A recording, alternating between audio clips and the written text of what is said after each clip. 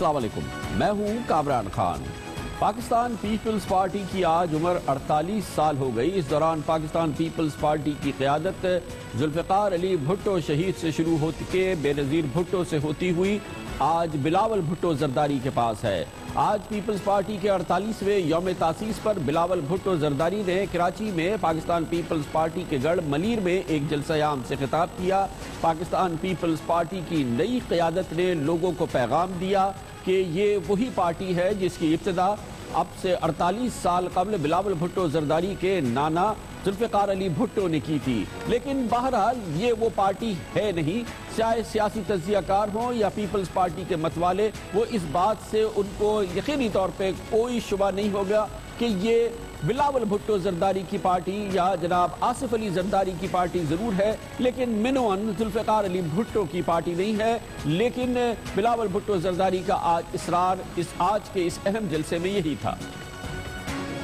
نام ہے شہید ذوالفقار علی بھٹو کو، کہ جس نے نہ صرف عوام کے بنیادی حقوق کی ضمانت آئین کے شکل میں دی، اس کے ساتھ ساتھ 30 نومبر 1967 کو جس نظریہ کی بنیاد رکھی، وہ جنگ آج بھی جاری ہے۔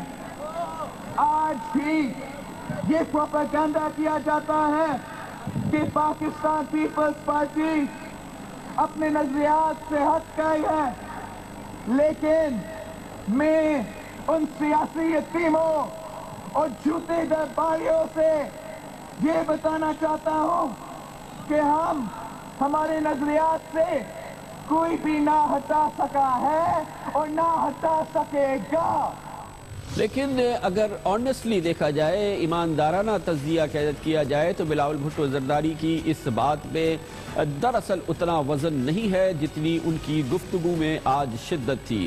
جناب ذوالفقار علی بھٹو کی پاکستان پیپلز پارٹی اور ذوالفقار علی بھٹو وہ شخصیت تھے جو 24 گھنٹے کام کیا کرتے تھے، ہر وقت ملک میں موجود پاکستان کی سیاسی اور قومی قیادت کو لیڈ کیا کرتے تھے، انتھک محنت کرتے تھے، اور ان کے زمانے میں بیوروکریٹس کو بھی وہ کہتے تھے کہ وہ 24 گھنٹے کام کریں۔ پاکستان پیپلز پارٹی کی اگر حکومت دیکھی جائے، سندھ میں اس کی حکومت دیکھی جائے، اس کے وزراء اور اس کے وزیر اعلیٰ کو دیکھا جائے، اور پاکستان پیپلز پارٹی کی قیادت کو اگر دیکھا جائے کہ وہ کیا اسی انداز میں کام کرتے ہیں جیسے ذوالفقار علی بھٹو کیا۔ سندھ حکومت کی بیوروکریسی کی جو حالات ہیں وہ یقینی طور پہ پورے سندھ کے عوام اس کی گواہی دیں گے کس انداز سے وہ کام کرتے ہیں۔ ذوالفقار علی بھٹو یہ بھی کہتے تھے کہ وہ اپنے خاندان والوں کے لیے ان کی سیاست میں جگہ نہیں ہے، ملک میں جگہ نہیں ہونی چاہیے، اقربا پروری کی جگہ نہیں ہونی چاہیے۔ آج پاکستان پیپلز پارٹی کی قیادت محترمہ بے نظیر بھٹو کی شہادت کے بعد ان کے خامد کے ہاتھ میں آئی تھی، وہ موجود ہے، اور اس کے ساتھ ہی اب یہ فردر ڈیوائیڈ ہوئی ہے۔ محترمہ بے نظیر بھٹو کے صاحبزادے بلاول بھٹو زرداری سیاسی طور پہ متحرک یا تقریباً متحرک نظر آتی ہیں۔ محترمہ آصفہ بھٹو، محترمہ بختاور بھٹو بھی، محترمہ بے نظیر بھٹو کی صاحبزادیاں اس کے علاوہ سیاسی طور پہ بہت زیادہ متحرک ہیں۔ بلاول بھٹو زرداری کی پھپھو اور جناب آصف علی زرداری کی سسٹر فریال تالپور۔ جناب ذوالفقار علی بھٹو کا بہرحال اس سلسلے میں ویژن کچھ اور ہوا کرتا تھا۔ بلاول بھٹو زرداری کا کہنا یہ تھا کہ وہ اپنے نانا اور اپنی والدہ کا مشن جاری رکھے ہوئے ہیں، اور یہ خاندان بھٹو خاندان پاکستان پیپلز پارٹی کی قیادت اسی طرح سے پراثر انداز میں کرتا رہے گا جیسے کہ ان کے نانا کر رہے تھے۔ پاکستان پیپلز پارٹی کا جھنڈا آج بھٹو کے اس بیٹے کے ہاتھ میں ہے۔ پاکستان پیپلز پارٹی وفاق کی زرشین ہے۔ اس پارٹی کو مضبوط کرنے کے لیے میں خود نکلوں گا، ہر صوبے میں جاؤں گا، اس ادھورے مشن کو پورا کرنے کے لیے جو شہید ذوالفقار علی بھٹو اور بی بی شہید کا مشن ہے، جس کی تعبیر آزاد، پرامن اور خوشحال پاکستان ہے۔ پاکستان پیپلز پارٹی جب 1967 میں لاہور میں تشکیل دی، ذوالفقار علی بھٹو اور ان کے عظیم ترین ہم اثر اور رفقائے کار نے تو اس کا ایک مشن تھا ایک جذبہ تھا، ایک فکر تھی جس کی ترجمانی پاکستان پیپلز پارٹی کو وجود میں کو پورا کرنے کے لیے وجود میں لائی گئی تھی۔ اس موقع پہ پاکستان پیپلز پارٹی کے بانی جناب ذوالفقار علی بھٹو کے دائیں بازو سمجھے جاتے تھے ڈاکٹر مبشر حسن، جو کہ پاکستان پیپلز پارٹی کے بانی اراکین کے علاوہ جناب ذوالفقار علی بھٹو کی کابینہ کے انتہائی اہم رکن اور وزیر خزانہ بھی تھے۔ ڈاکٹر مبشر حسن آج بھی حیات ہیں، اس وقت وہ ہمارے ساتھ لاہور سے موجود ہیں۔ ڈاکٹر صاحب بہت بہت شکریہ، گو کہ آج آپ پیپلز پارٹی کی تاسیسی تقریب میں 48ویں سالگرہ پہ موجود ہے، آپ کسی تقریب میں موجود نہیں ہیں، لیکن جس وقت یہ پارٹی تشکیل دی گئی تھی آپ اس وقت اس پارٹی کی تشکیل کے ہر لمحے میں شریک تھے۔ اس پارٹی میں اور آج کی پارٹی میں فرق ہے؟ بھائی جو چیزیں اس وقت اہم تھیں وہی آج اہم ہے۔ پیپلز پارٹی کی بنیاد یہ تھی، جو ذوالفقار علی بھٹو نے کتاب لکھی تھی میتھ آف انڈیپینڈنس، وہ شروع اس بات سے ہوتی تھی کہ پاکستان ایک آزاد ملک نہیں ہے، پاکستان کی آزادی سلب کی ہوئی ہے سامراجی قوتوں نے۔ انہوں نے تو رشوت کو، چوری کو، گرافٹ کو، کک بیک کو اپنا ایک نظام بنا دیا ہے۔ ملک کی وہی حالت ہے غربت کی، اس سے بھی بری ہے، اور دوسری چیزوں سے محروم ہے۔ تو یہ کہنا کہ نہ ان کا منشور وہ ہے جو ذوالفقار علی بھٹو کا تھا، بلکہ ان کو تو بنیادی بات پتہ نہیں ہے۔ مثلا ان کو یہ پتہ نہیں ہے کہ پیپلز پارٹی 1 دسمبر کو بنی تھی، 30 نومبر کو نہیں بنی تھی۔ بھئی 1 دسمبر کو بھٹو صاحب الیکٹ ہوئے، 1 دسمبر کو ڈاکومنٹس جو تھے فنڈامنٹل ڈاکومنٹس وہ پاس ہوئے، 1 دسمبر کو کانسٹیٹیوشن بنا، پاس ہوا۔ اب دیکھیے ان کو فلیگ کا پتہ نہیں ہے، ان کو یہ پتہ نہیں ہے کہ پیپلز پارٹی کا جو جھنڈا ہے اس میں چاند کیسا ہے۔ بس انہوں نے وہ ہوا میں چاند بنایا ہوا ہے، اور چاند بھی وہ جو گھٹتا ہوا چاند ہو، ہلال نہیں ہے۔ بہت بہت شکریہ جناب ڈاکٹر مبشر حسن، پاکستان پیپلز پارٹی کے بانی رکن ہمارے ساتھ تھے۔ کمرشل بریک اور اس کے بعد ذکر کرتے ہیں سپریم کورٹ آف پاکستان میں ایڈ ہاک ججز کی اپوائنٹمنٹ کی خبریں ہیں، پاکستان کی وکلا تنظیموں کے اس حوالے سے تحفظات ہیں، یہ اہم خبر، اس کی ذکر کرتے ہیں چھوٹے سے کمرشل بریک کے بعد۔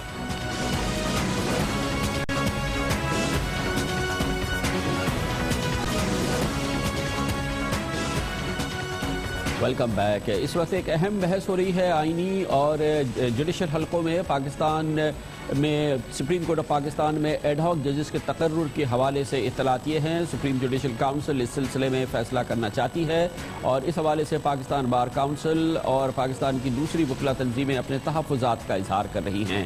ایڈ ہاک ججز کے اپوائنٹمنٹ کے حوالے سے یہ بات بہت اہم ہے کہ پاکستان کا آئین کا article 182 chief justice of Pakistan کو سپریم کورٹ میں ایڈ ہاک ججز کے تقرر کا اختیار دیتا ہے، یعنی کہ آئینی اختیار حاصل ہے چیف جسٹس آف پاکستان کو کہ وہ سپریم کورٹ میں ایڈ ہاک ججز اپوائنٹ کر سکتے ہیں۔ آئین کا یہ آرٹیکل کہتا ہے کہ chief justice of Pakistan article 175A کے تحت جوڈیشل کمیشن کی مشاورت سے مندرجہ ذیل صورتوں میں ایڈ ہاک جج مقرر کر سکتے ہیں۔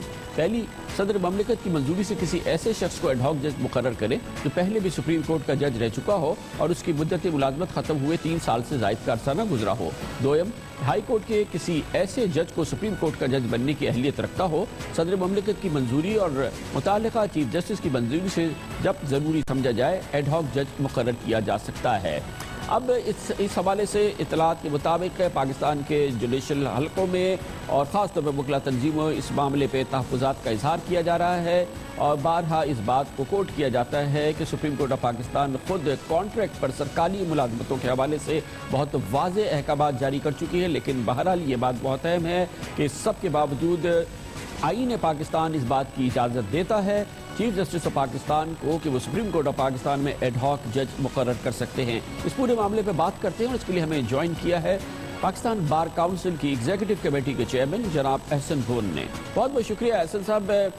کیوں تحفظات ہیں پاکستان بار کاؤنسل کے اور وکلا تنظیموں کے ایڈ ہاک ججز appoint who supreme court of Pakistan میں، جبکہ چیف جسٹس آف پاکستان کو اس کا آئینی اختیار حاصل ہے؟ میں عرض کروں کامران صاحب، یہ پاکستان بار کاؤنسل اور تمام جو بار ایسوسیشنز ہیں ان کا ایک اصولی موقف ہے کہ بات یہ ہے کہ یہ بالکل بات ٹھیک ہے کہ آپ کو ایک آئینی اختیار آئین میں حاصل ہے، لیکن ہوتا یہ ہے کہ آپ انہی ججز کو ری سائیکل کرتے ہیں بار بار جو آپ کو فلینک کیے ہوئے اور اپنی مرضی کے مطابق اکارڈنگ ٹو یور ڈکٹیٹس آپ جو ہیں پھر ادارے کو یہ چودھری افتخار صاحب نے جب ججمنٹ دی اور اپنی ججمنٹ کی وائلیشن میں انہوں نے سب سے پہلے اپنے رجسٹرار کو جو سے بار بار ان کو ایکسٹینشن دی گئی، اسی طرح بار بار انہوں نے اپنے مختلف رفقائے کار کو اسی طرح رکھا.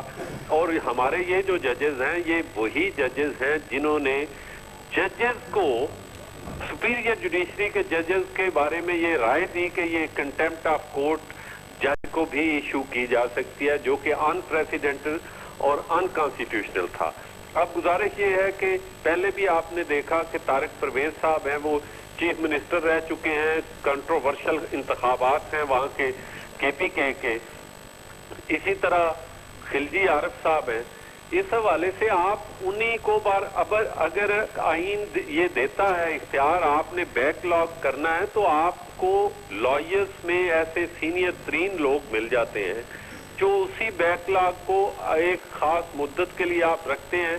At least they are not influenced by any of his colleague.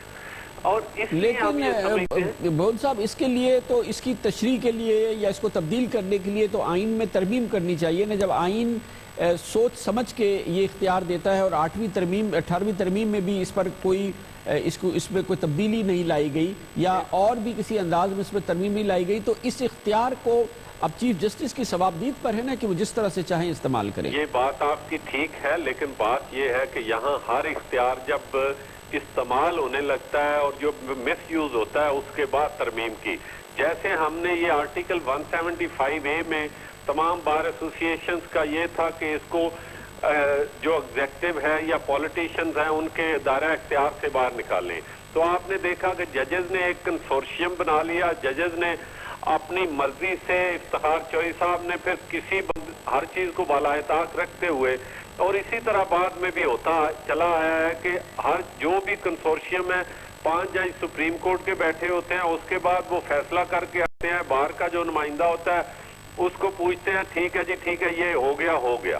اس میں آلموسٹ باہر کی رائے جو ہے وہ نان ایگزسٹنٹ ہوتی ہے. اور میں یہ سمجھتا ہوں کہ الٹیمیٹلی باہر نے پھر یہ ریئلائز کیا کہ ہم نے یہ جو کر رہے ہیں یہ بالکل غلط کیا ہے، جس میں اس طرح کی اس لیول پہ اب آپ دیکھیں 5 ججز ہمارے سپریم کورٹ کے ہوتے ہیں، اس کے بعد ایک نامینی ہوتا ہے سپریم کورٹ کا، اس کے بعد ججز ہوتے ہیں ہمارے. اس کے حوالے سے پھر وہ اپنی ناپسند پسند اور ناپسند اس میں اسی وجہ سے ہمارا میرٹ جو ہے وہ کمپرومائز ہوا ہے. بہت شکریہ جناب، بہت شکریہ. احسن بھون چیئرمین ایگزیکٹو کمیٹی پاکستان بار کاؤنسل ہمارے ساتھ تھے. کمر سے بریک اور اس کے بعد ذکر کرتے ہیں پاکستان تحریک انصاف کے سربراہ عمران خان زبردست تحریک دکھا رہے ہیں، سیاست میں بہت زیادہ ایکٹیو ہیں. کراچی میں انہوں نے تقریباً 10 جلسوں سے خطاب کیا. پچھلے 3 دن میں آج سیالکوٹ میں تھے جہاں حالیہ سالوں کا پنجاب کا سب سے بڑا جلسہ انہوں نے کیا ہے سیالکوٹ میں عمران خان نے. اس کے بارے میں بات کرتے ہیں چھوٹے سے کمرشل بریک کے بعد.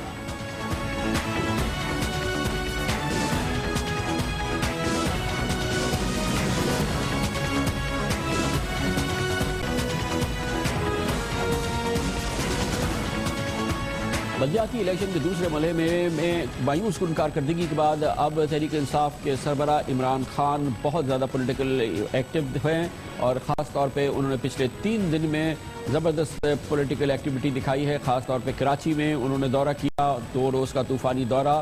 اس دوران انہوں نے 10 اجتماعات میں خطاب کیا اور اس کے بعد 3 روز قبل اس سے پہلے انہوں نے اسلام آباد میں ایک بڑے جلسے سے خطاب کیا تھا اور آج کراچی کے ایکٹیویٹی کے بعد وہ سیالکوٹ میں تھے جہاں تیسرے مرحلے میں بلدیاتی الیکشن ہونے والے ہیں، اور سیالکوٹ میں آج کا جلسہ ایک بہت بڑا جلسہ تھا۔ پاکستان تحریک انصاف کے پنجاب میں حالیہ سالوں میں ہونے والے جلسوں میں یہ ایک بہت بڑا جلسہ تھا، خاص طور پہ آج اس کے سائز کے حوالے سے، اور جناب عمران خان نے اس جلسے کی جو سائز تھا، جو اس کی بہت بڑی تعداد میں جو سیالکوٹ کے لوگ اس جلسے میں شریک ہوئے تھے، اس کو خاص طور پہ انہوں نے سیالکوٹ کی تعریف کے لیے اور اپنے پسندیدہ ٹاپک یعنی کرپٹ لیڈرشپ پہ لوگوں کو ایک بار پھر اویئر کرنے کے لیے استعمال کیا۔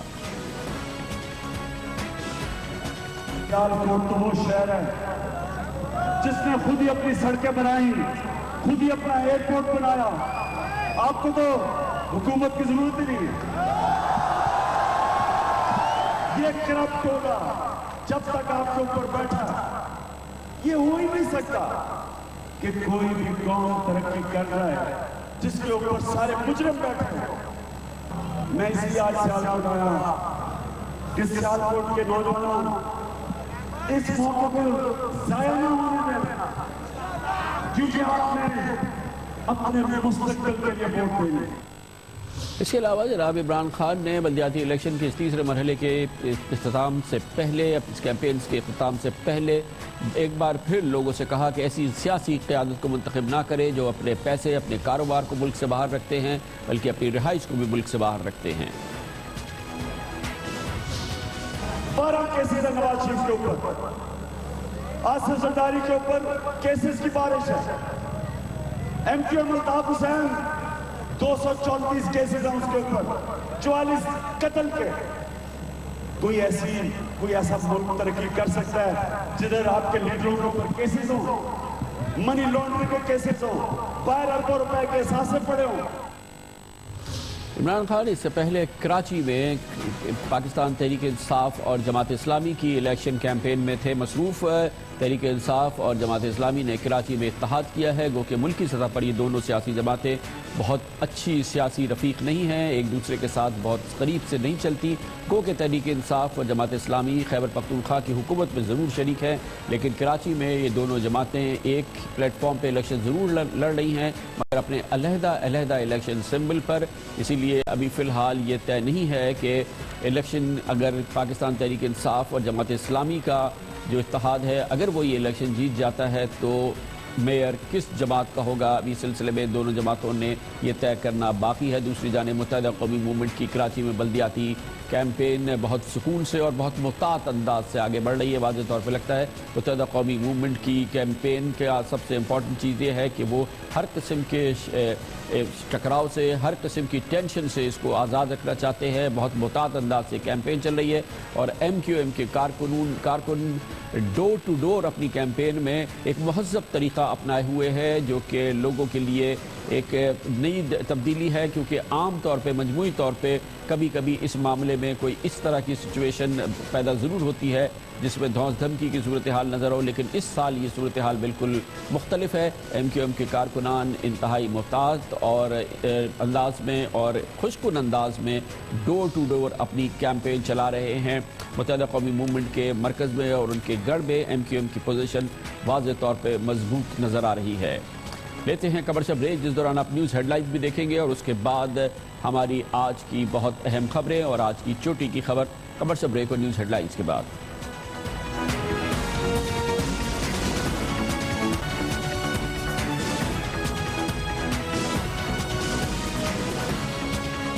Welcome back. آج سپہر اچانک خبر آئی کہ وزیر اعظم نواز شریف اور بھارت کے وزیر اعظم نریندر مودی کی ماحولیاتی کانفرنس جو کہ پیرس میں ہو رہی ہے، وہاں پر اچانک ملاقات ہوئی ہے، اور دونوں رہنماؤں نے نہ صرف ایک دوسرے سے ہاتھ ملایا ہے بلکہ وہاں پر صوفے پہ بیٹھ کے چند لمحات بعد بھی کی ہے۔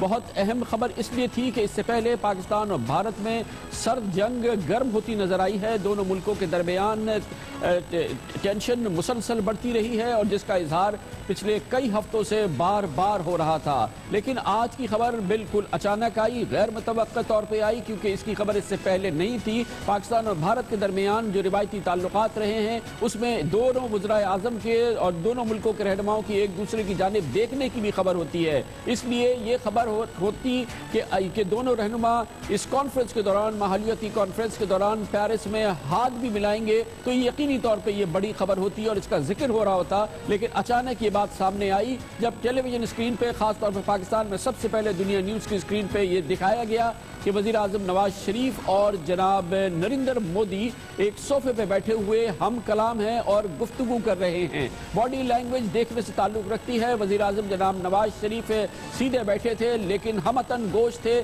لیکن بھارت کے وزیر اعظم نریندر مودی لگتا یہ ہے جیسا کہ آپ اپنے فوٹیج میں دیکھ رہے ہیں کہ وہ کوئی اہم بات کر رہے ہیں۔ وزیر اعظم نواز شریف کو چند جملوں میں کوئی بات سمجھانے کی کوشش کر رہے ہیں، وزیر اعظم ہمتن گوش ہیں، وہ سن رہے ہیں، لیکن جناب نریندر مودی یہ کوئی روایتی یا کوئی سوشل گفتگو نہیں کر رہے، وہ ان کا انداز سنجیدہ ہے۔ اس سنجیدہ انداز میں وزیر اعظم نواز شریف کے کان کے قریب آ کے وہ کچھ بات کرنا چاہتے ہیں، وہ مسلسل وہ بات کر رہے ہیں۔ وہاں پہ موجود لوگوں کے مطابق یہ تقریباً 2 منٹ یہ گفتگو جاری رہی ہے، جس کے بعد دونوں رہنماؤں نے بڑے خوشگوار انداز میں مصافحہ کیا ہے۔ جو خارجہ امور کے ماہر ہوتے ہیں، تجزیہ کار ہوتے ہیں، وہ کہتے ہیں کہ پاکستان اور بھارت کے ملکوں کی جو صورتحال ہے، اس کا جو پس منظر ہے، اس میں یہ مختصر سا انٹریکشن بھی، جس میں نریندر مودی اور نواز شریف ایک دوسرے کے ساتھ ہاتھ ملائیں اور ایک جگہ پہ بیٹھے، یہ ہو نہیں سکتا کہ یہ اچانک ہو، بغیر پلاننگ کے ہو، اور کسی بھی صورت میں اس کے پیچھے باقاعدہ ایک تیاری نہ ہو۔ یہ گو کہ یہ چند منٹ کا ایک انٹریکشن تھا، لیکن ماہرین کہتے ہیں اور ان کا کہنا یہ ہے کہ یہ ایک تیاری کے بغیر نہیں ہو سکتی۔ اس کا مطلب یہ ہے کہ پاکستان اور بھارت کے درمیان اس موقع سے پہلے، یعنی آج سپہر سے پہلے، اس سلسلے میں باقاعدہ تیاری کی گئی اور اس کے لیے باقاعدہ ماحول بنایا گیا۔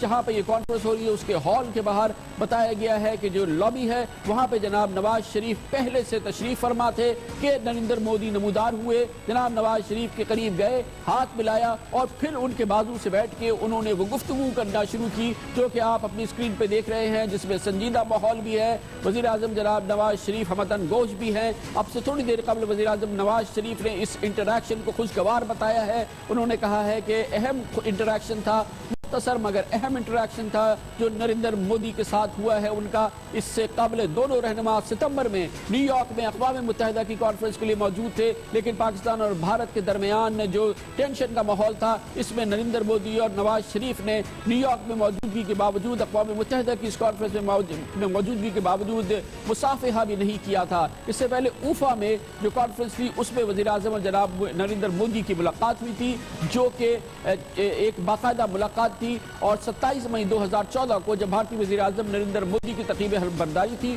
اس کے بعد یہ جناب نواز شریف کی اہم ملاقات اوفا میں ہوئی تھی۔ اس سے پہلے 27 مئی گزشتہ سال وزیر اعظم نواز شریف خاص طور پر نئی دلی گئے تھے اور نریندر مودی کی حلف برداری پہ انہوں نے شرکت کی تھی، اور یہ ان کا بہت اہم انٹریکشن تھا جو گزشتہ سال ہوا۔ اس کے بعد سے پاکستان اور بھارت کے تعلقات کشیدہ رہے ہیں، اور اس پورے کشیدہ تعلقات کے اندر آج کے یہ چند لمحات یقینی طور پر ایک بڑی خبر ہے جو کہ آئی پیرس سے، جہاں پر یہ ملاقات ہوئی ہے۔ اطلاعات کے مطابق اس ملاقات کے دوران جو بھی بات ہوئی ہے نریندر مودی اور جناب نواز شریف کی، اس کے بہتر اثرات سامنے آئیں گے، لیکن وہ کیا ہو سکتے ہیں اس کے لیے ہمیں ماہرین سے پوچھنا ہوگا، اور اس کے لیے ہمیں جوائن کیا ہے، ہمارے ساتھ موجود ہے بھارت میں پاکستان کے سابق سفیر اور بیک چینل ڈپلومیسی میں بہت متحرک رہے ہیں جناب عزیز خان ہمارے ساتھ موجود ہے۔ بھارت سے ہمیں جوائن کر رہے ہیں راہل بیدی جو کہ بہت سینئر صحافی بھی ہیں اور بھارت میں جیمز ڈیفنس ویکلی کے کورسپونڈنٹ بھی۔ بہت بہت شکریہ خان صاحب، آپ فرمائیے گا کہ کیا اس وقت جو آپ کے پاس معلومات ہے اس میں آپ کو کیا لگتا ہے کہ یہ جو ملاقات ہوئی ہے اس میں دونوں رہنماؤں کی گفتگو تو ہم نہیں سن سکے، لیکن آپ ان کی باڈی لینگویج کے حوالے سے کیا کہیں گے، آپ کا کیا اندازہ تھا؟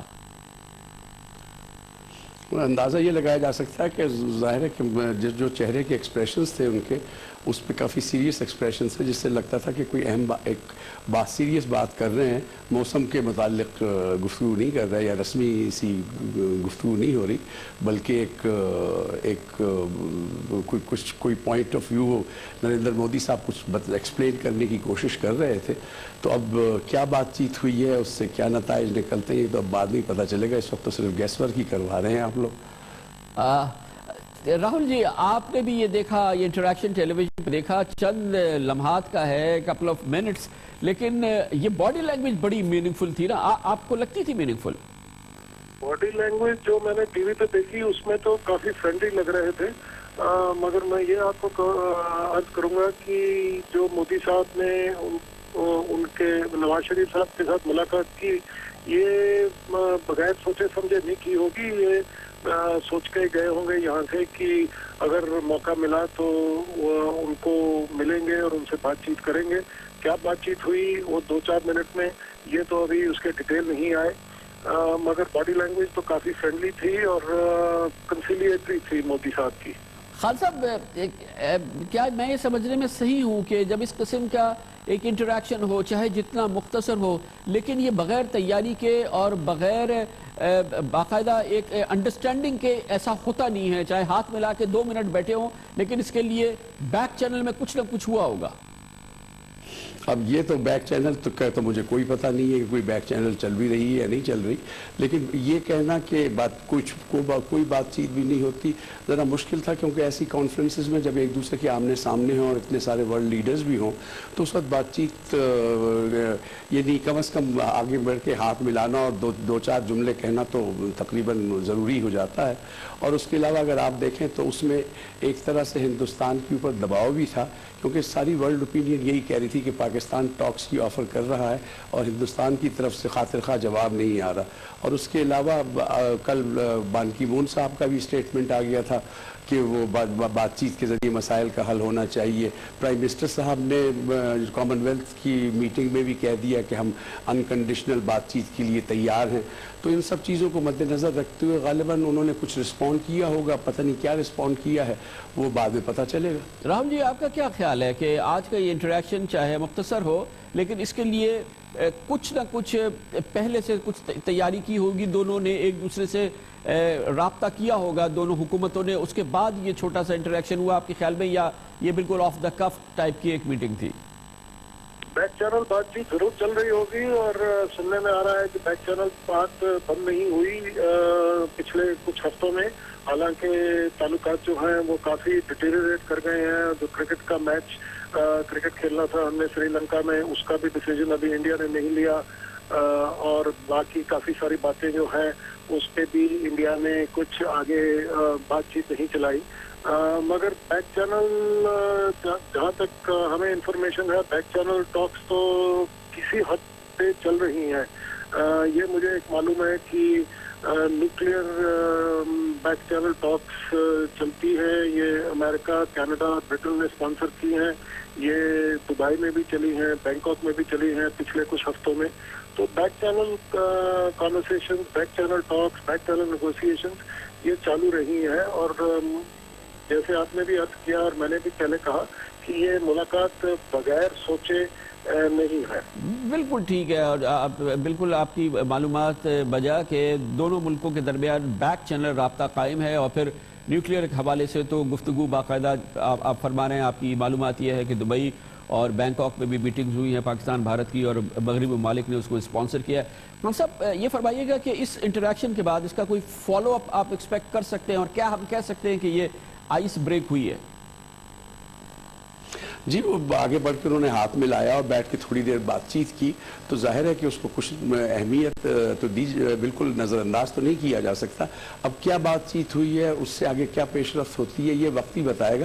باقی اس کے متعلق صرف گیس ورک ہی کیا جا سکتا ہے کہ قیاس آرائیاں ہم کر سکتے ہیں کہ کیا بات ہوئی ہوگی، لیکن میرے اپنے خیال میں اب یہ ایک ایسا وقت آ گیا ہے جب کافی عرصے سے یعنی سلسلہ بند ہے بات چیت کا، تو اس کو چیز کو آگے بڑھانا ہے، اور مودی صاحب کے لیے بھی اہم ہے، کیونکہ ان کا اپنا جو انٹرنیشنل ایجنڈا ہے اس میں بھی یہ ضروری ہے کہ ان سارے جو इकोनॉमिक एजेंडा है और जो हिंदुस्तान के लिए उनको मेन फोकस उनका यही है और जो सारी दुनिया के वो दौरे कर रहे हैं, तो इसमें पाकिस्तान के साथ ताल्लुकात की भी अहमियत है, क्योंकि वो इन सब उस एजेंडे पे भी असरअंदाज हो सकते हैं ख़राब ताल्लुकात पाकिस्तान के साथ। तो उन्होंने उनकी तरफ से तात्तुल हुआ हो, लेकिन मेरा ख्याल है मुस्तकिल बातचीत का सस्पेंड करना ज़रा मुश्किल लगता है। तो उम्मीद यही की जा सकती है कि गुड सेंस विल प्रिवेल और कुछ न कुछ तरीक़ाकार निकाला जाएगा जिससे कि जो ये तात्तुल आया हुआ है बातचीत में ये आगे बढ़ाया जा सके। राहुल बेदी साहब, आप एक्सपेक्ट करते हैं कि इसका कोई फॉलो अप भी होगा आज के इंटरेक्शन का और दोनों मुल्क के शायद अब कुछ आगे बढ़े? मुझे लग रहा है कि ये एक रियलाइजेशन आई है दिल्ली में कि पाकिस्तान बुरा हो मंदा हो जैसे भी हो, मगर बातचीत के बगैर गुजारा नहीं है और बातचीत के बगैर आगे बात नहीं बढ़ने वाली। तो ये रियलाइजेशन जब आई है तो थोड़ा बहुत जो है किसी को तो बेंड करना पड़ेगा। नवाज शरीफ साहब ने 2 दिन पहले स्टेटमेंट दी है कि अनकंडीशनल टॉक्स इंडिया के साथ के लिए वो राजी हैं। तो ये जो ग्राउंड प्रिपेयर की है नवाज शरीफ साहब ने भी और मोदी साहब ने उनको मिलके भी और उनको वेव किया है, जैसे वो अकाउंट्स आ रहे हैं कि उन्होंने दूर से नवाज शरीफ साहब को वेव किया, फिर उन्होंने फिर वेव किया, फिर वो सोफे पे जाके बैठे। तो ये इंडिकेशन है हमारे इंडिया पाकिस्तान में ये छोटी छोटी बातें जो हैं ये बहुत इम्पोर्टेंस और बहुत मैग्निफिकेशन इन पर लिया जाता है और इसमें बहुत तर्जुमे होते हैं और बहुत थ्योरीज आती हैं, मगर इस सबको लेते मुझे लगता है कि बातचीत चालू होगी, मगर आहिस्ता आहिस्ता। बहुत बहुत शुक्रिया जनाब राहुल बेदी, जो कह रहे थे कि दिल्ली में उनकी इत्तलात के मुताबिक आगाही है कि भारत को पाकिस्तान से बातचीत करनी है और इस सिलसिले को अब आगे बढ़ाना है और इसकी मौका फराहम किया जनाब नवाज शरीफ ने, जिन्होंने 2 रोज़ कबल कॉमनवेल्थ कॉन्फ्रेंस में कहा कि पाकिस्तान भारत के साथ बिला मशरूत बात करने के लिए तैयार है और इस सिलसिले में आज ये एक बहुत अहम डेवलपमेंट हुई है। लेकिन इस किस्म के इंटरेक्शंस जहाँ पे 2 रहनुमा गैर रस्मी अंदाज में और अचानक अंदाज में एक दूसरे से बात करते हैं, सिर्फ पाकिस्तान और भारत के तनाजुर में नहीं बल्कि पूरी दुनिया में उसकी बहुत ज्यादा अहमियत होती है। अब से चंद रोज कबल की बात है कि तुर्की में होने वाली G20 कॉन्फ्रेंस के दौरान एक बिल्कुल इसी अंदाज का गैर रस्मी मुकालमा हुआ।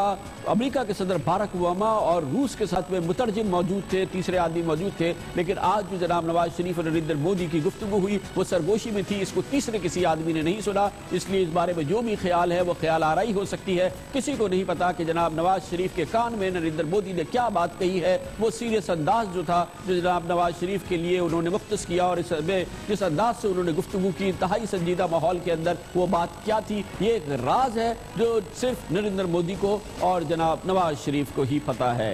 लेते हैं कमर से ब्रेक और उसके बाद जिक्र करते हैं दुनिया में तेल की कीमतें, पेट्रोल की कीमतें टूट गई हैं, बिल्कुल मसमार हो गई है। पाकिस्तान ने आज फैसला किया कि हम ये कीमतें नहीं कम करेंगे और ये आपको याद रहे कि हमारे पड़ोस में भारत में पिछले 2 महीने के दौरान 6 बार पेट्रोल की कीमतें कम की गई हैं, आज भी कम की गई, लेकिन हमारा ये फैसला की कीमतें कम नहीं होंगी। न सिर्फ ये कि कीमतें कम नहीं की गई है, आज एक मिनी बजट भी लाया गया है, 40 अरब रुपए के नए टैक्सेस लगा दिए गए हैं। पाकिस्तान के अवाम के लिए बदतरीन खबरों का दिन है ये। इसके बारे में बात करते हैं छोटे से कमर्शियल ब्रेक के बाद।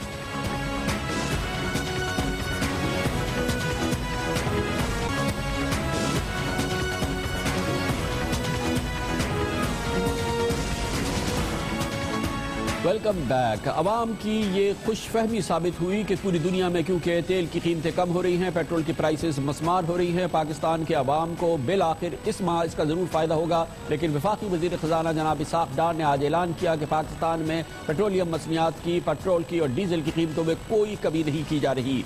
आज इस वक्त पाकिस्तान में पेट्रोल तकरीबन 76 रुपये 26 पैसे फी लीटर फरोख्त हो रहा है, डीजल 83 रुपये 89 पैसे फी लीटर फरोख्त किया जा रहा है। और अगर जो पिछले 2 महीनों में दुनिया भर में पेट्रोलियम मसनूआत की कीमतें कम हुई है, अगर उसका एक हिस्सा भी पाकिस्तान को ट्रांसफर किया जाता तो मुताबिक अंदाजे के मुताबिक इस वक्त मुल्क में पेट्रोल 65 रुपए फी लीटर और डीजल 68 रुपए फी लीटर बिकता होता। आलमी मंडी में पेट्रोलियम मसनूआत की कीमतें 10 साल की कम तरीन सतह पर है। हुकूमत को पिछले 4 माह यानी जुलाई से अक्टूबर तक सिर्फ इस मद में $2 अरब से ज्यादा यानी तकरीबन 200 अरब रुपए से जायद की बचत हुई है। ये पूरी की पूरी बचत हुकूमत ने अपनी जेब में डाल रही है, तो पाकिस्तान के अवाम को इसका कोई फायदा नहीं दिया। हुकूमत इस वक्त 1 लीटर पर तकरीबन 24 रुपए और डीजल पर 35 रुपए टैक्स ले रही है, जबकि कीमतों में कमी का फायदा भी अवाम को नहीं पहुंचाया जा रहा। ये याद रहे कि भारत में यानी पाकिस्तान के बिल्कुल पड़ोस में अगस्त से लेकर अब तक पेट्रोल की कीमतों में 7 बार कमी की गई है और आज भी इसमें कमी का ऐलान किया गया है। सिर्फ भारत में अवाम को फी लीटर पिछले 2 माह के दौरान 10 रुपए 36 पैसे का फायदा किया गया है भारत में, जो पाकिस्तानी रुपयों में तकरीबन 18 रुपए फी लीटर से ज्यादा बनता है। लेकिन एक बार भी पाकिस्तान में पेट्रोल मसनूआत की कीमतों में पिछले 2 माह में कमी नहीं की गई है। भारत में आज पेट्रोल का रेट 1 रुपए फी लीटर कम किया गया। सिर्फ अक्टूबर के दौरान पेट्रोलियम की मसनूआत में भारत में 3 बार कमी की गई, जबकि पाकिस्तान में अक्टूबर से नवंबर और अब दिसंबर में भी पेट्रोल के नर्ख बरकरार रखने का ऐलान किया गया है। इसके साथ ही अब जबकि पाकिस्तान के अवाम को यह खबर दी गई कि दुनिया भर में कम होती हुई पेट्रोल की कीमतों का पाकिस्तान के अवाम को कोई फायदा नहीं होगा, फायदा तो क्या होता। एक नया बजट आज पाकिस्तान के अवाम पे लादा गया। हुकूमत ने टैक्सेस जमा करने में कमी पर 40 अरब रुपए की कमी को पूरा करने के लिए वफाकी बजट के लगभग 5 माह बाद और आज के दिन एक मिनी बजट था वो जो कि मंजूर कर दिया और उसे अवाम के सामने पेश कर दिया, जिसके तहत 313 अशिया की कीमतों पर टैक्स बढ़ाया गया, 313 अशिया को महंगा कर दिया गया है। अचानक हुकूमत को ख्याल आया कि अवाम ना दरामदी मक्खन खाए, ना चॉकलेट खाए, ना ही इलेक्ट्रॉनिक मसनूआत और गाड़ियाँ इस्तेमाल करे। मुताद अंदाजे के मुताबिक हुकूमत के इस फैसले से, आज के फैसले से इम्पोर्टेड AC जो कि 36,000 का होता था अब 40,000 रुपए का हो जाएगा। एक 12 क्यूबिक फीट का फ्रिज जो 30,000 रुपए का होता था वो 33,000 रुपए का हो जाएगा। 32 इंच का एक LED टेलीविजन 36,000 रुपए से बढ़ के 40,000 रुपए का हो जाएगा। इसके अलावा मेकअप और दूसरे सामान और सोप पे टैक्स बढ़ाया गया है। इसके अलावा डाइपर्स पे भी टैक्स बढ़ा दिए गए हैं बच्चों के लिए। और इसके अलावा ये भी कहा जा रहा है कि जो खुश्क दूध इंपोर्ट होता है उस तक पर भी टैक्स बढ़ाया गया है। जो सेकेंड हैंड गाड़ियाँ आती है उस पर भी टैक्स बढ़ाया गया है। इस तरह से हुकूमत 40 अरब रुपए जमा करने का इरादा रखती है और इसके लिए आज का ये जो मिनी बजट है वो अवाम के सामने आ चुका है। इस पर बात करते हैं और इसके लिए हमें ज्वाइन करेंगे। हमारे साथ मौजूद है तज्जियाकार, माशी उम्र के तज्जियाकार और एग्जीक्यूटिव डायरेक्टर SDPI जनाब आबिद सुलेरी हमारे साथ मौजूद है। आप बताइएगा आबिद सुलेरी साहब कि भारत जैसे मुल्क में भी 6 बार जो है उन्होंने पेट्रोलियम मसनूआत की कीमतें कम की हैं अगस्त से लेकर अब तक। हमारे यहाँ दुनिया में पेट्रोल की कीमतें, तेल की कीमतें ज़बरदस्त तरीके से कम हो रही हैं, लेकिन बेचारे पाकिस्तान के अवाम को हुकूमत क्यों फ़ायदा नहीं दे पा रही? क्या मजबूरी है इस हुकूमत की? देखिए, शायद इसमें हुकूमत फ़ायदा पहुंचाना या ना पहुंचाना वो एक अलग चीज़ है। असल चीज़ ये है कि हुकूमत ने एक टारगेट जो है वो डिफ़ाइन किया था IMF के साथ अपने फिस्कल डेफिसिट का, कि उनके रेवेन्यू और एक्सपेंसेस का जो फ़र्क है वो इस हद तक रहेगा, इससे ज़्यादा नहीं जाएगा। अब चूँकि हुकूमत डायरेक्ट टैक्सेशन जो है वो नहीं ले पा रही, और जब डायरेक्ट टैक्सेशन नहीं ले पाएगी तो उसको इनडायरेक्ट टैक्सेस की तरफ आना होगा। और पेट्रोलियम मसनूआत ही एक ज़रिया बनता है, चूँकि पेट्रोलियम मसनूआत हर ख़ास आम को इस्तेमाल करना होती हैं, कि उस पर कंजम्पशन टैक्स जो है उसमें इजाफा करते जाए और उससे जो अपना शॉर्टफॉल है वो पूरा करे। तो यही वजह है कि आलमी मंडी में बेशक तेल की कीमतें कम हो रही हैं, हुकूमत जो है वो उस पर अपना टैक्स बेस उसका कम हो रहा है और उसका अभी भी 1 महीना मज़ीद एक्सटेंशन देनी पड़ रही है। टैक्स रिटर्न जो है वो आज भी पूरी तरह जमा नहीं हुई। तो इसका मतलब ये है कि आप जिन लोगों से टैक्स लेना चाहिए जब उनसे नहीं ले पाते तो फिर आप हर खास आम और जिसमें आम ज़्यादा रगड़े जाते हैं उन पे आप आते हैं और इनडायरेक्ट टैक्स बढ़ाते हैं। अच्छा देखिए सुलेरी साहब, अगर चले पेट्रोल डीजल की कीमतें नहीं बढ़ाई थी, इससे हुकूमत ने अपनी जेब भर ली थी, 250 अरब रुपए तक के करीब जो है हुकूमत को इसका फायदा हुआ है। आज मिनी बजट ना आता, ये मिनी बजट भी आज आ गया है, 40 अरब रुपए के नए टैक्सेस जो है और ये टैक्सेस बढ़ा दिए गए हैं। हुकूमत तो कोई कंसेशन गरीब आवाम को, आम आदमी को देने के लिए तैयार नजर नहीं आती है। देखिए 313 आइटम है, इनमें से अक्सर वो आइटम है जो कि हर खास आम जो है वो इस्तेमाल करते हैं। इसमें शायद वज़ीर ख़जाना इस हद तक ठीक है कि जो लोग बिल्कुल ख़तरे गुर्बत से नीचे रहते हैं, स्लम्स में रहते हैं, शायद बहुत ज़्यादा गुर्बत का शिकार है, उनको शायद ये चीज़ें मुतासर नहीं करेंगी। اور جو لوگ بہت امیر ہیں ان کو بھی یہ متاثر نہیں کریں گی، لیکن ہماری جو میجورٹی ہے، اکثریت ہے لوگوں کی، وہ لوور مڈل کلاس ہے، وہ مڈل کلاس ہے، اور ان کو یہ چیزیں ڈیفینیٹلی ہٹ کریں گی، ایون اپر مڈل کلاس کو بھی یہ چیزیں جو ہے وہ ہٹ کر رہی ہوں گی۔ اب اگر ہم یہ کہیں کہ جو غریب بچے ہیں وہ ڈائپر نہ باندھیں، غریب بچے جو ہیں وہ شہد کا استعمال جو ہے وہ چھوڑ دیں، غریب بچے جو ہیں اگر فارمولا ملک ان کو پینا پڑتا ہے امپورٹڈ تو وہ اس طرح کا دودھ نہ پئیں، تو یہ میرا خیال تھوڑی سی زیادتی ہوگی۔ ان 313 آئٹمز میں زیادہ چیزیں جو ہیں وہ ایڈیبل آئٹمز ہیں، اور اس میں سے 61 آئٹم تو وہ ہیں جو کہ جن پہ پہلے کسی طرح کی ریگولیٹری ڈیوٹی جو تھی وہ نہیں تھی، تو اس کا افیکٹ جو ہے وہ یقینی طور پہ پڑے گا، اور اس سے نہ صرف یہ افیکٹ پڑے گا بلکہ جو امیر اور غریب کی تقسیم ہے اس میں اضافہ ہوتا چلا جائے گا۔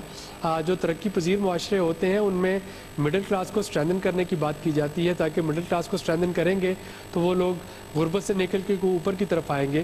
اور اگر آپ بہت کلیئر ڈیوائڈ کر دیں کہ یہ چیزیں جو ہیں یہ صرف عمرہ استعمال کر سکتے ہیں، یہ چیزیں ان کو غریب کو اس کا تصور بھی نہیں کرنا چاہیے، تو پھر ان لوگوں کو اپنی نہ صرف وے آف لائف پہ کمپرومائز کرنا پڑے گا، بلکہ اس کا نتیجہ یہ ہوگا کہ ان کو جو ناقص اور گھٹیا چیزیں ہیں ان کی طرف جانا پڑے گا، چونکہ جو تھوڑی سی بھی بہتر کوالٹی کی چیزیں ہوں گی وہ ان کی پہنچ سے بہت باہر نکل جائیں گی۔ بہت بہت شکریہ جناب عابد سلیری، ایگزیکٹو ڈائریکٹر SDPI ہمارے ساتھ ہیں۔ حکومت نے آج بجلی گرائی ہے عوام پر، ایک جانب دنیا بھر میں گرتی ہوئی پیٹرولیم مصنوعات کا فائدہ پاکستان کے عوام کو نہیں پہنچایا، اور بڑے سینہ ٹھوک کے کہا کہ پاکستان میں نہ پیٹرول کی قیمت کم ہوگی نہ ڈیزل کی قیمت کم ہوگی۔ بھارت میں 2 ماہ میں 6 بار 7 بار یہ قیمت کم ہو چکی ہے، اور اس کے ساتھ ہی 40 ارب روپے کا ایک نیا بجٹ، منی بجٹ پاکستان کے عوام پہ تھوپ دیا ہے، جس کا نقصان غریب سے لے کے امیر تک ہر آدمی کو ہوگا۔ مڈل کلاس سب سے زیادہ متاثر ہوگی۔ لیتے ہیں کمرشل بریک، اور اس کے بعد بتائیں گے کہ اصل وجہ کیا ہے، حکومت یہ سب کچھ کیوں کر رہی ہے۔ اس لیے کہ پاکستان کی معیشت ایک دلدل میں دھستی نظر آ رہی ہے۔ سخت اور نیگیٹو منفی اشارے ہیں جو کہ اس سلسلے میں نظر آ رہے ہیں، بہت ہی منفی اشارے ہیں، بحرانی سی کیفیت ہے پاکستان کی معیشت کے لیے۔ یہ آپ کو بتائیں گے وہ کیوں، اور حکومت سے اس کا موقف بھی حاصل کر لیں گے کمرشل بریک کے بعد۔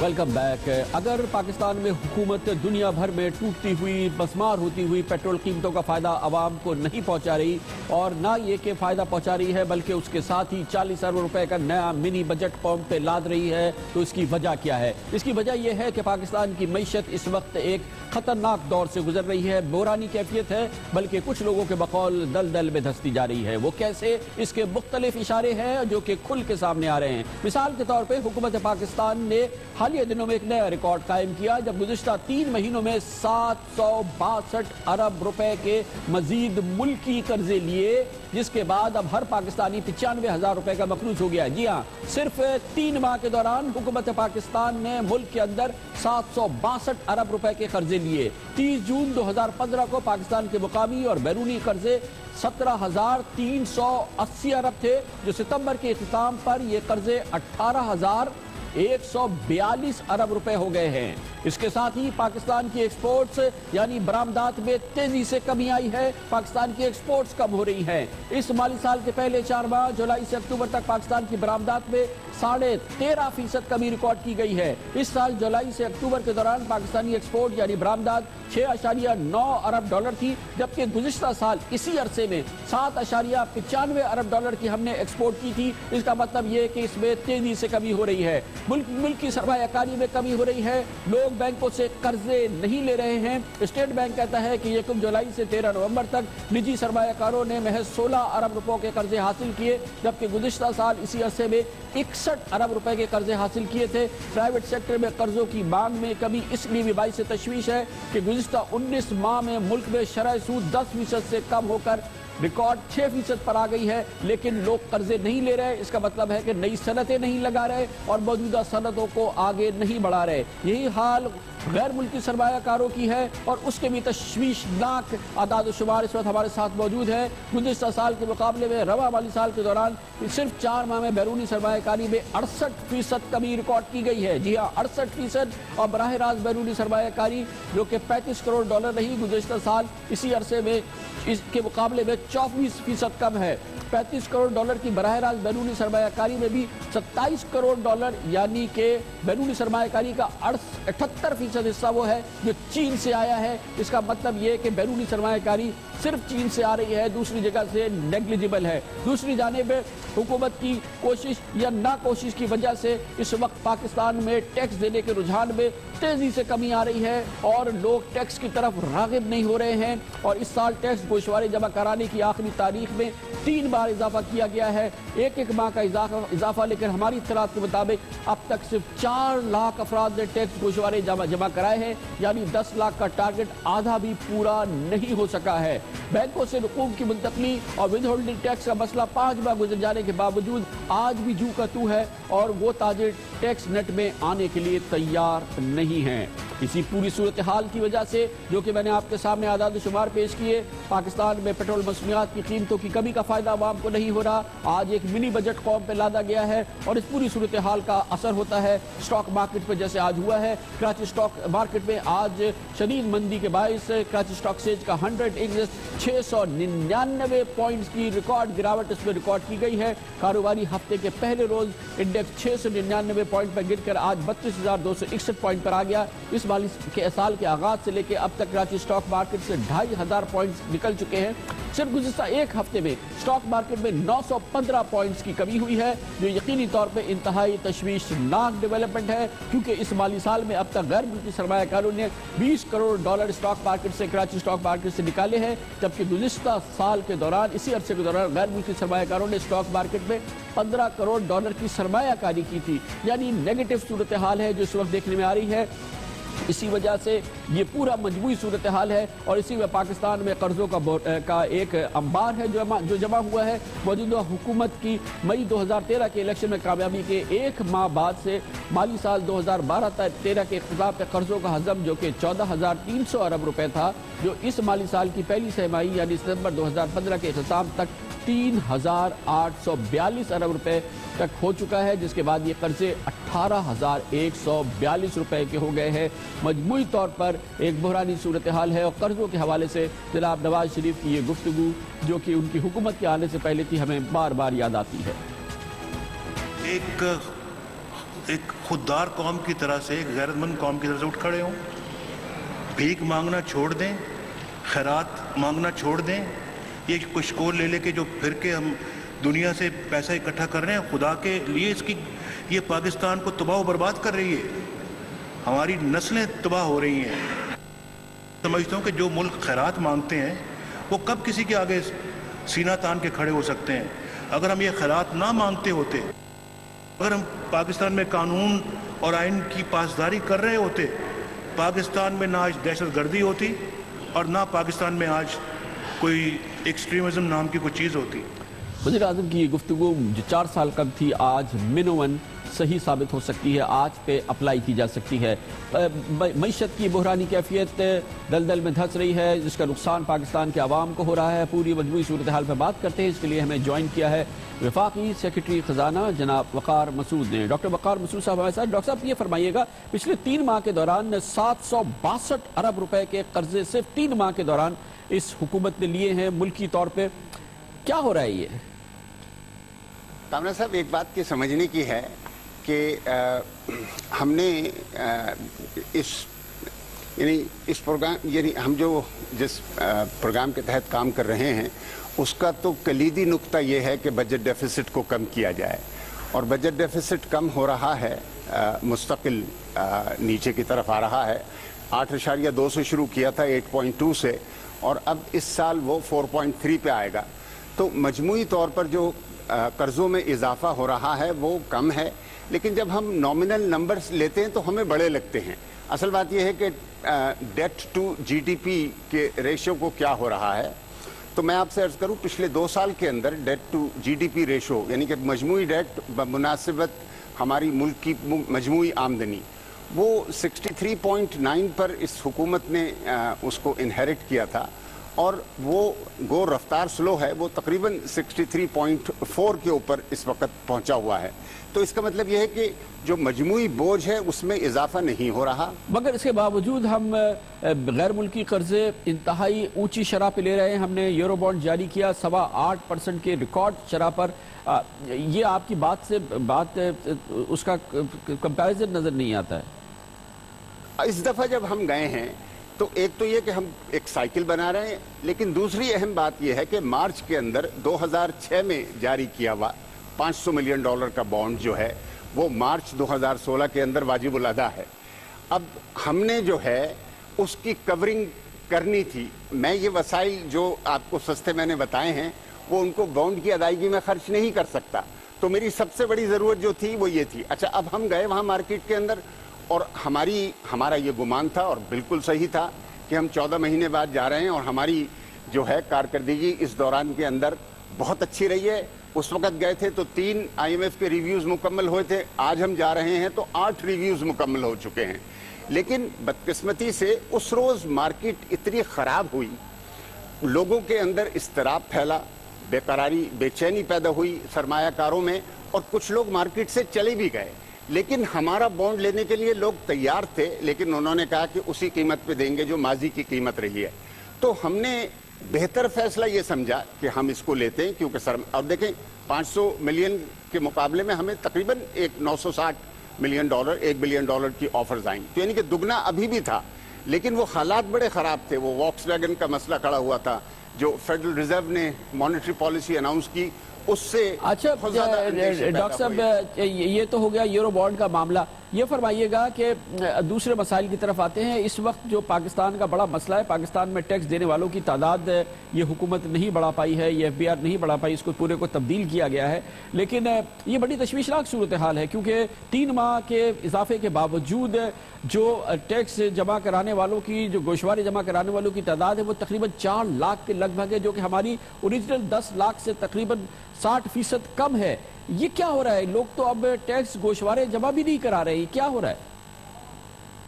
آپ یہ دیکھیے کہ یہ جو ہم نے 0.3% کا ٹیکس لگایا ہے، ود ہولڈنگ ٹیکس، تمام جو بھی بینکنگ ٹرانزیکشنز ہیں اس کا ایک رد عمل بھی ہمارے سامنے ہے.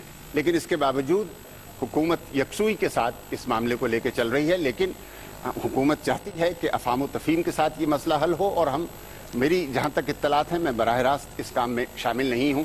اللہ نے چاہا بہت جلد یہ معاملہ پایا تکمیل کو پہنچ جائے گا.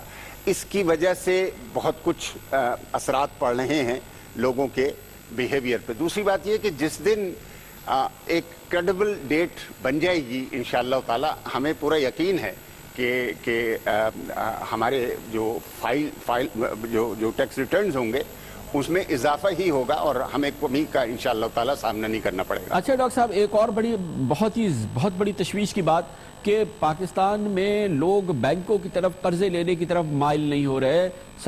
پاکستانی سرمایہ کار بینکوں سے قرضے نہیں لے رہا، جس کا مطلب یہ کہ نئی صنعتیں نہیں لگانا چاہتا، صنعتوں کو ایکسپینڈ نہیں کرنا چاہتا. اور اس میں معمولی کمی نہیں ہے، بہت ہی قابل ذکر جو ہے وہ کمی نظر آئی ہے اس پہلے 4 ماہ میں.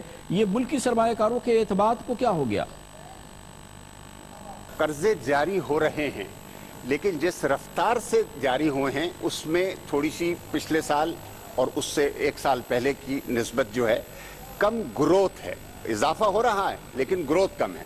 لیکن ایک اور اچھی بات ہوئی ہے کہ جو قرضے جتنے بھی جا رہے ہیں وہ زیادہ تر فکسڈ انویسٹمنٹ کے لیے جا رہے ہیں. ایک اور میں آپ سے اہم ترین بات کہوں، دیکھیے جو کموڈٹی پرائسز ہیں وہ نصف ہو گئی ہیں. آپ کے سامنے آئل ہے، آپ نے آئل دیکھا 115 120 کا تھا اور اب $45 کے اوپر آ رہا ہے. تو اسی طریقے سے ہماری کاٹن کی پرائس ٹوٹی ہے. اسی طریقے سے بیچارہ رائس جو ہے، رائس گروورز، اور ہم نے کسان پیکج وزیر اعظم نے اسی وجہ سے اس کو سامنے لے کر آئے ہیں. تو اس کی وجہ سے جو ورکنگ کیپٹل ہے، اور یہ زیادہ تر کمی جو ہے ہمیں ورکنگ کیپٹل میں ہم دیکھ رہے ہیں کہ لوگوں کو ورکنگ کیپٹل جتنا چاہیے، اب جتنا مال چاہیے وہ اب کم قیمت پہ حاصل ہو رہا ہے. لیکن سر اس سے ہٹ کر میں اس بات کو مانتا ہوں کہ سرمایہ کاری کے لیے جو آخری ماحول ہوتا ہے بہترین، वो अभी पूरा मुकम्मल नहीं हुआ। तो मुल्की सरमायाकारों का ये हाल है डॉक्टर साहब, इतनी ही तशवीशनाक सूरत हाल बैरूनी सरमायाकारों की है। पिछले 4 माह में बैरूनी सरमाया पाकिस्तान में नेग्लिजिबल आया है, सिर्फ जो चीन से हमारी बैरूनी सरमायाकारी आ रही है सिर्फ उसी का जिक्र मौजूद है। इसी तरह से स्टॉक मार्केट से भी लोग बैरूनी सरमायाकार पैसे निकाल रहे हैं। हुआ ये है, मिसाल के तौर पे सितंबर तक 7% इजाफा था, और ये बड़े मामूली नंबर्स हैं, मैं इससे कोई मुतासिर नहीं हूँ कि 250-300 मिलियन डॉलर जो हैं सितंबर तक पॉजिटिव था। अक्टूबर के नंबर आए हैं तो जुलाई अक्टूबर के अंदर थोड़ी सी कमी है, लेकिन ये एक मंथली सिक्लिकल बिहेवियर है। आगे चलकर मैंने आपसे अर्ज किया कि देखें, लोग आएंगे, इन्वेस्ट करेंगे, सीपैक के तहत भी हम मार्केटिंग कर रहे हैं।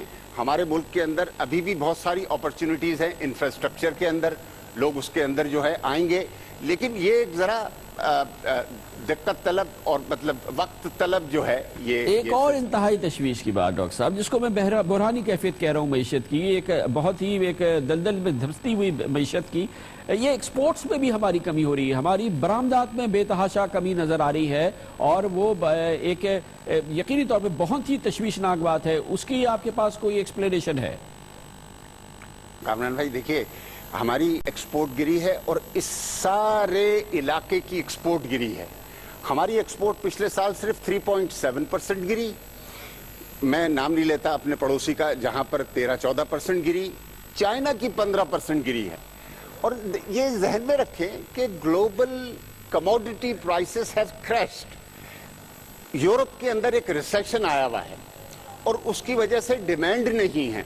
इस सब के बावजूद हम जीएसपी की वजह से अपना किसी हद तक हमने अपने आप को रोके रखा है, और हमारे यहाँ उस तरह की कमी नहीं आई। अब आप ये देखें, मैंने तकरीबन बहुत सारे आइटम्स ऐसे हैं, और खुसूसन इस पिछले सहमाही के अंदर, जिसमें ज़्यादा तादाद बाहर भेजी है लेकिन मुझको मालियत कम मिली है। तो मैं बुनियादी तौर पर टर्म्स ऑफ ट्रेड नेगेटिव होने का जो है मैं विक्टिम हूं, ना कि ये कि मेरे पास सरप्लस नहीं है एक्सपोर्ट करने के लिए। आपको मालूम है, लोड शेडिंग से हमने इंडस्ट्री को मुस्तस्ना कर दिया है। हमारे पास हम गैस लेकर आ रहे हैं ताकि लोगों को जो है गैस के मसाइल खत्म हो जाएं। तो कुछ ये मसाइल अभी भी बाकी हैं, मैं इसको एडमिट कर रहा हूं और हम इस पे काम कर रहे हैं। बड़ी नवाजिश, बहुत शुक्रिया जनाब डॉक्टर वक़ार मसूद, आपने टाइम निकाला। वफाकी वज़ीर सेक्रेटरी बराए ख़जाना हमारे साथ थे। हुकूमती मौक़िफ़ मईशत की बदतरीन इस वक्त जो कैफियत नज़र आ रही है उसको एक्सप्लेन कर रहे थे जनाब डॉक्टर वक़ार मसूद। कमर्शियल ब्रेक और उसके बाद जिक्र करते हैं बदतरीन कैफियत बल्कि दुर्गत हुई है डॉक्टर आसिम हुसैन की। आज मुख्तलिफ अदालतों में वे पेश हुए और वो जो समा था जिसमें लग रहा था कि डॉक्टर आसिम के साथ हाथ में हाथ डाल के सिंध हुकूमत खड़ी है, आज खिसक गई और डॉक्टर आसिम हुसैन के लिए मुश्किल माहौल था आज हर तरफ। इसके बारे में आपको बताते हैं छोटे से कमर्शियल ब्रेक के बाद।